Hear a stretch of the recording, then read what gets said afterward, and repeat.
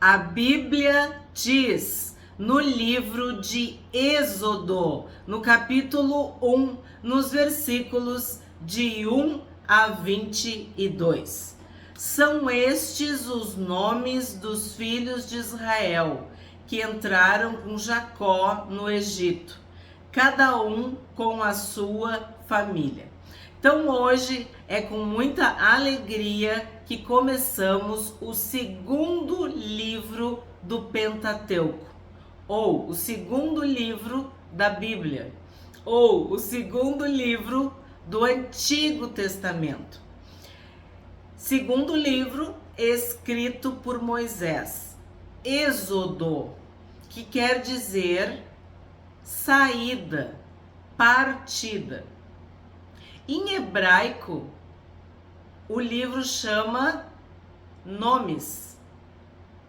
São estes os nomes dos filhos de Israel. Então, no hebraico quer dizer nome, nomes. E em grego, saída, partida, né?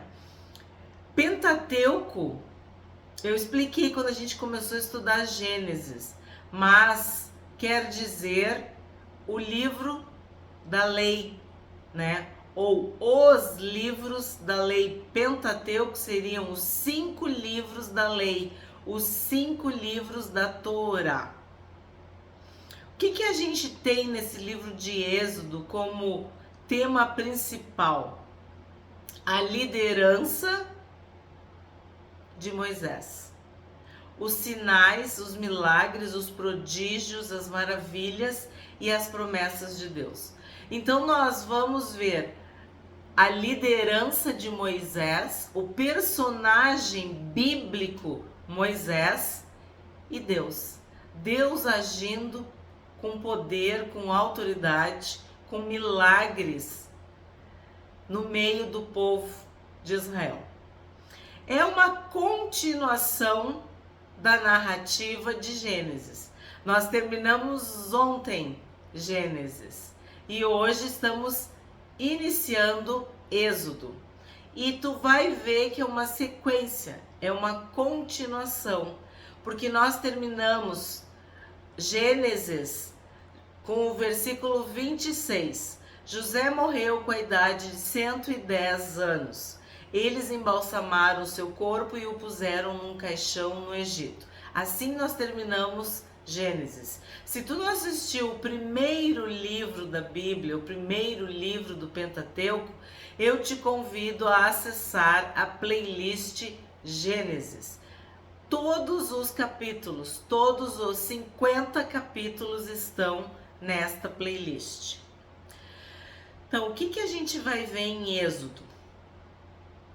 Uma aventura emocionante e espetacular, cheia de efeitos especiais da parte de Deus. Nós vamos ver muitos milagres, muitos prodígios, muitas maravilhas, muitas ações sobrenaturais, poderosas do nosso Deus. E vamos ver uma longa viagem de volta para casa, porque Israel e seus filhos, para fugir da fome, foram para o Egito e lá permaneceram. Então vamos ver o que o capítulo 1 de Êxodo vai nos apresentar, nos ensinar.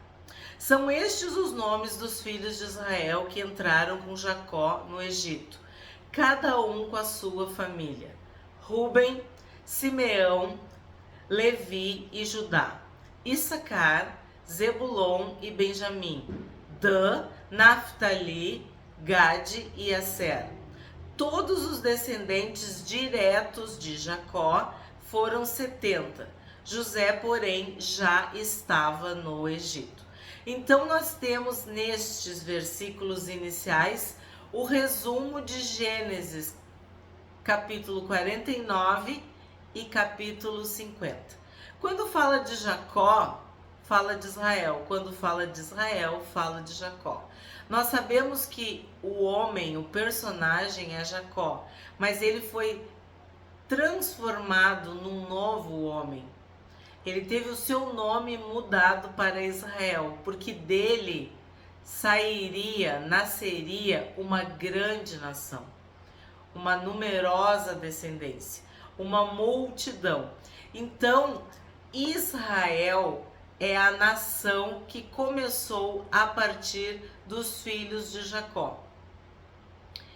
E aqui está sendo citado cada um desses filhos: Rúben, Simeão, Levi e Judá, Issacar, Zebulon e Benjamim, Dan, Naftali, Gad e Aser. E vocês podem ver que a ordem está diferente, né? E José sendo citado também. 6. Com o tempo morreram José, todos os seus irmãos e toda aquela geração. Vimos também em Gênesis que José morreu com 110 anos. E eu até comentei com vocês, né? Foi o primeiro a morrer. Pelo menos que a Bíblia relata. Porque ele diz que ia falar com os irmãos, chama os irmãos, né? E então José morreu primeiro e depois morreram seus irmãos. 7. Mas os filhos de Israel foram fecundos, aumentaram muito, se multiplicaram e se tornaram extremamente fortes, de maneira que a terra se encheu deles. Então aqui nós começamos já com mais uma bênção de Deus, uma graça de Deus, a unção da multiplicação, a bênção da multiplicação, uma numerosa descendência. 8. Nesse meio tempo, levantou-se um novo rei sobre o Egito que não havia conhecido José. Eu acho esse versículo muito triste, porque nós acompanhamos toda a trajetória de José e vimos a mão de Deus sobre José. Vimos que ele prosperava por onde quer que ele andasse. Vimos que ele era um homem de Deus, um homem santo, que perdoou seus irmãos, mas nós vimos também o quanto ele sofreu, o quanto ele chorou. E ele deixou um legado, ele deixou uma história, ele deixou um nome, ele salvou o Egito. Ele foi conhecido como Zafenat Paneia, o sustentador da vida, né? E o Salvador, enfim, nós vimos tudo isso. E aí se levanta um novo rei, um faraó, que não sabia quem era José, que não conhecia. Nesse meio tempo levantou-se um novo rei sobre o Egito, que não havia conhecido José.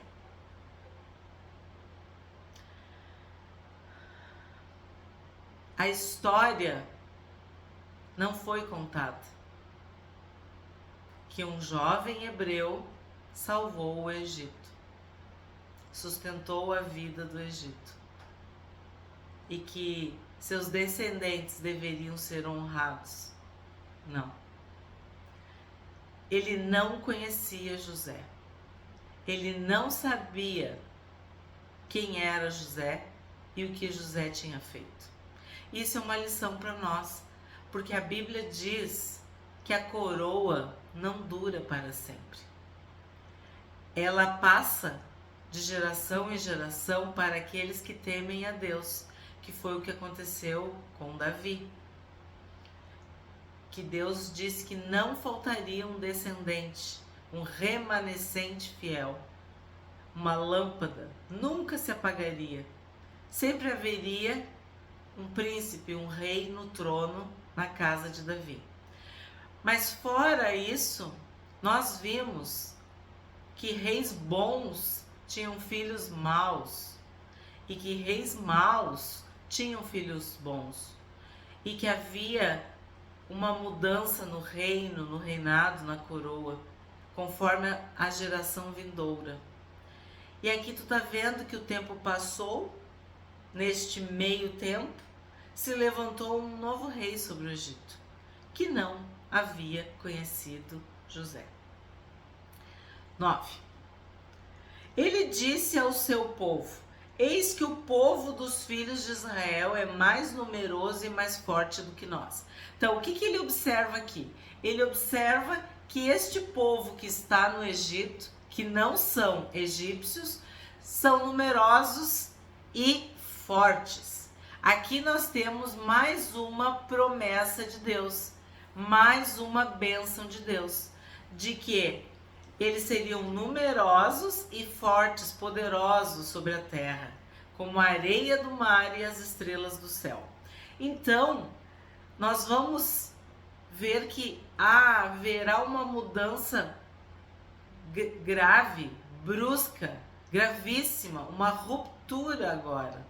Porque se José foi honrado, tinha poder, tinha autoridade, e isso também foi oferecido a seu pai e seus irmãos, seus descendentes, agora a gente vai ver a aflição, a tirania, a opressão e a escravidão. Vejam, precisamos usar de astúcia para com esse povo, para que não se multiplique e para evitar que, em caso de guerra, ele se alie aos nossos inimigos, lute contra nós e saia da terra. Então, a estratégia do rei do Egito era barrar, frear, paralisar, impedir que o povo de Israel se aliasse aos inimigos e lutasse contra eles e eles perdessem a terra. 11. E os egípcios puseram sobre eles feitores de obras para os afligir com trabalhos forçados. Por que isso? Porque eles tinham medo, porque eles viam que o povo era poderoso, era forte, era numeroso. Então, eles queriam se proteger, se precaver de um levante do povo de Israel. E assim os israelitas construíram para Faraó as cidades celeiros de Pitom e Ramsés. 12. Mas, quanto mais os afligiam, tanto mais se multiplicavam e tanto mais se espalhavam, de maneira que os egípcios se inquietavam por causa dos filhos de Israel. Então os egípcios, com tirania, escravizaram os filhos de Israel e lhes amargaram a vida com dura servidão. Preparar o barro, fabricar tijolos e fazer todo tipo de trabalho no campo. Todo este serviço lhes era imposto com tirania. Então este medo fez com que eles escravizassem, afligissem, amargassem a vida dos hebreus, dos israelitas, com servidão e trabalho forçado. Só que o que aconteceu? O povo de Deus é como fermento. Quanto mais tu bate, mais tu mexe, mais cresce. Então, quanto mais eles afligiam o povo, mais o povo se multiplicava. 15. O rei do Egito deu uma ordem às parteiras hebreias, das quais uma se chamava Sifrá e a outra se chamava Puá. Então vamos ver por que o texto bíblico destaca o nome dessas parteiras. Então nós temos Sifrá, quer dizer bela e gloriosa. Puá, esplêndida. O rei do Egito deu uma ordem às parteiras hebreias. E vocês viram que esta expressão hebreias significa algo que já marca o povo, que já diferencia, que não eram egípcias, eram hebreias. Então, de novo, é uma nação que já é reconhecida, que já é formada, que já existe. E hebreias quer dizer aqueles que atravessaram o rio, o povo da além do rio. 16. Ele disse: quando vocês servirem de parteira as mulheres hebreias, verifiquem se é menino ou menina. Se for menino, matem. Se for menina, deixem viver. As parteiras, porém, temeram a Deus e não fizeram o que o rei do Egito lhes havia ordenado. Pelo contrário, deixaram viver os meninos. Então aqui eu vejo que as parteiras hebreias, Sifrá e Puá, elas foram simples como as pombas e prudentes como a serpente. Por quê? Porque elas obedeceram a Deus, elas temeram a Deus, elas guardaram o seu coração diante de Deus. Elas não obedeceram o faraó, não obedeceram o rei do Egito. A missão de uma parteira é vida, é trazer ao mundo bebês, crianças. A missão delas era a vida e não a morte. E elas tiveram fé. Mesmo antes de Moisés, que é o libertador do povo, havia temor, obediência e fé, porque essas parteiras hebreias são um exemplo disso. Mulheres de Deus, que diante de uma ordem maligna, diabólica, demoníaca, perversa, maldita, elas não obedeceram. Elas não obedeceram Faraó, elas não obedeceram o rei do Egito. Elas obedeceram a Deus, elas temeram a Deus. Então o rei do Egito perguntou às parteiras, ele lhes perguntou: por que vocês fizeram isso e deixaram viver os meninos? As parteiras responderam a Faraó: é que as mulheres hebreias não são como as egípcias, são vigorosas e dão à luz antes que a parteira chegue. E Deus foi bom para as parteiras, e o povo aumentou e se tornou muito forte. E porque as parteiras temeram a Deus, ele lhes constituiu família.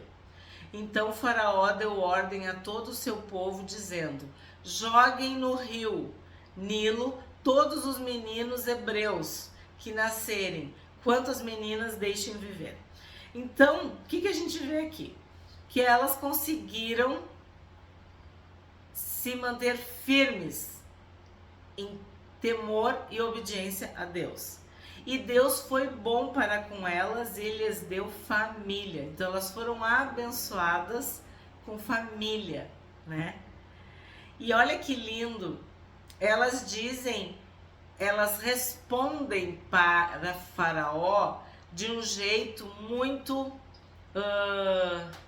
direto e objetivo. As mulheres hebreias não são como as egípcias. Elas são vigorosas e dão à luz antes que a parteira chegue. Essa foi a resposta. Por isso que eu falei para vocês que elas foram simples como as pombas e prudentes como a serpente. Que foi o que o Senhor Jesus disse, que nós, filhos e filhas de Deus, temos que ser simples como as pombas e prudentes como a serpente. E aí, olha só, ele mandou colocar os meninos no rio Nilo, matar os bebês.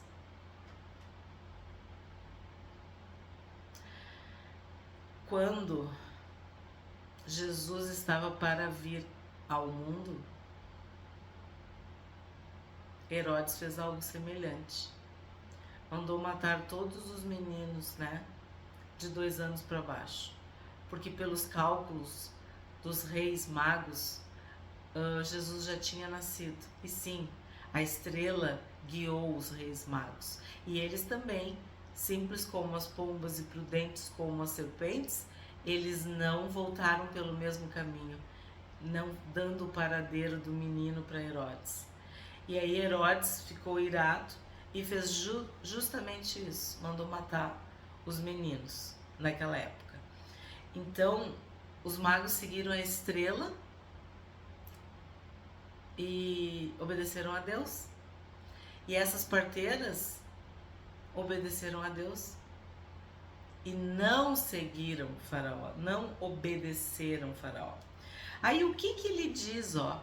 Que quando eles jogar os meninos hebreus no Rio Nilo. O Rio Nilo é o rio que corta o Egito, vamos dizer assim, de ponta a ponta, trazendo fertilidade, terras férteis, aráveis, boas para agricultura, para pecuária, peixes, enfim, era símbolo de prosperidade, de fartura o Rio Nilo. Então, jogar esses meninos no Rio Nilo, além dele se livrar dos meninos, né, também era uma forma de oferecer, né, de sacrificar. E o que é a ideia de matar os meninos?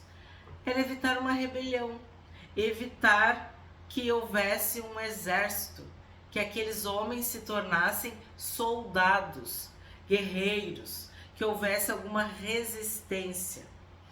Mas aí o que a gente vê?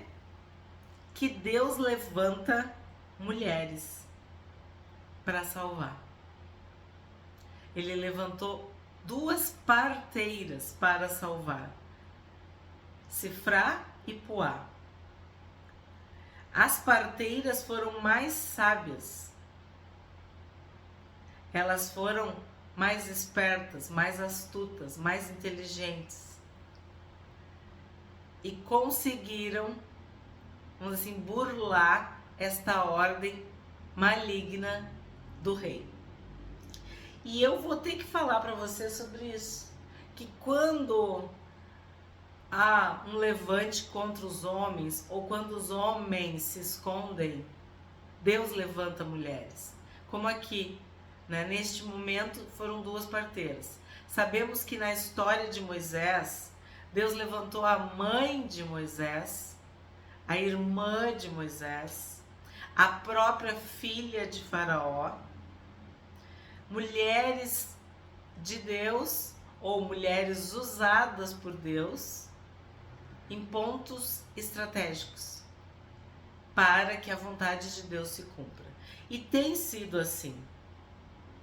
Deus, em momentos excepcionais da história, momentos cruciais, Deus levanta mulheres para fazer a diferença. Quando os homens fogem, se escondem, ou quando, nesse caso, estão matando os meninos, que são os futuros homens da nação de Israel. Esse foi o primeiro capítulo de Êxodo. Se tu gostou, curte, comenta e compartilha.